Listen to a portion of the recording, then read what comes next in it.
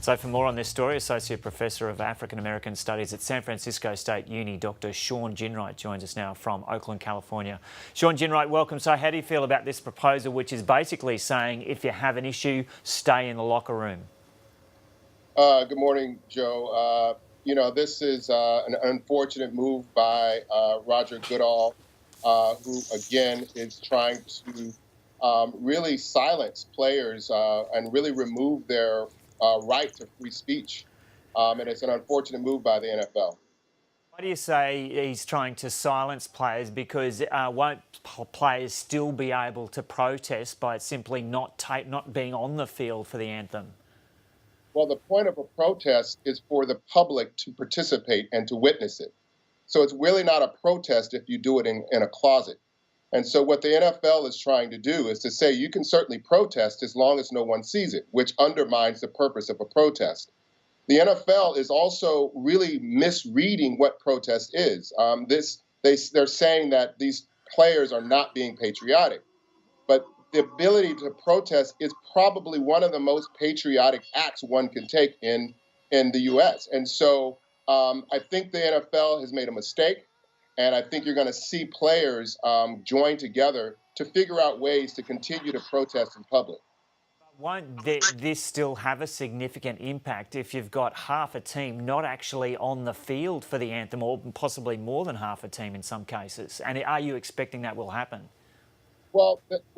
We might see other things, right? We may see players not show up on the film or on the field, but we also might see players support boycotts.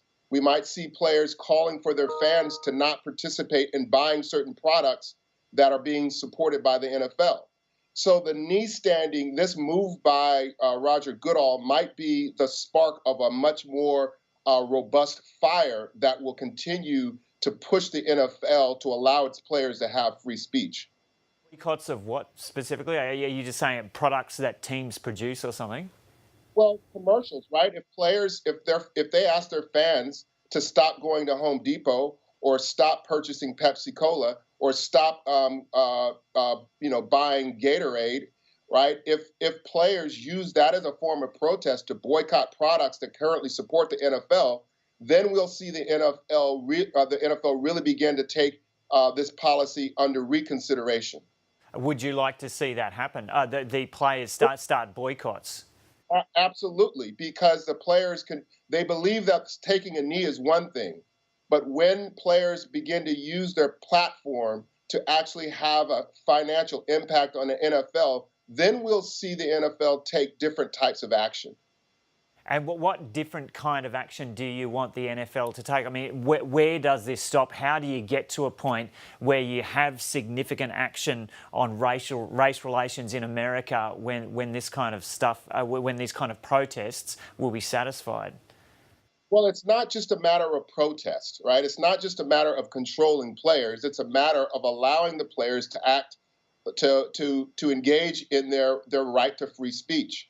And it's also important that the NFL, who has a significant number of African American players and African American viewers, to really respond to the urgent needs of African American young people in communities across the United States. And so the move to force players to stay in the locker room under protest, I suspect, will have a backfiring effect on fans across the United States. What kind of influence do you think Donald Trump has had on this within the NFL establishment? Well, I mean, Donald Trump has, I think that his relationships with many of these owners, his tweets about this being unpatriotic certainly has had an impact. I'm not certain that it has had an impact on this particular policy, but I suspect that the broader climate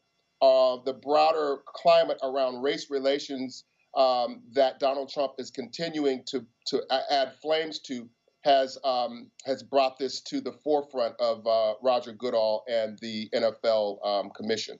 And what do you think is the state of race relations in the US at the moment? The state of race relations at the moment in the United States is very tense. We are in a need of profound healing in the United States right now. Healing not just among blacks and whites, but all racial groups. And unfortunately, the White House is adding fuel to the racial fires in the U.S.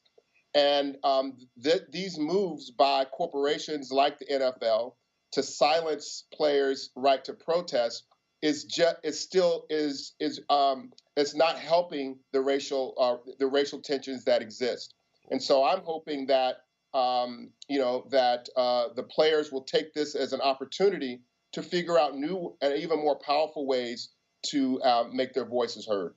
And if, as you say, the US is in need of a profound healing, why do you think boycotts could lead to that healing? I guess people on the other side of the argument would say that would just lead to more division. Well, because boycott would bring people, it would encourage people to listen. It will encourage people to hear the voices of folks that are voiceless. And so it's not going to add to the tensions, which are already tense, but it will certainly make people come to the table to listen and have a different type of dialogue. Listen, when the NFL loses its viewership and products stop advertising on NFL games, I can guarantee you that it will be a different conversation with the NFL and with corporations when they start losing money because of these kinds of other kinds of possible boycotts and protests.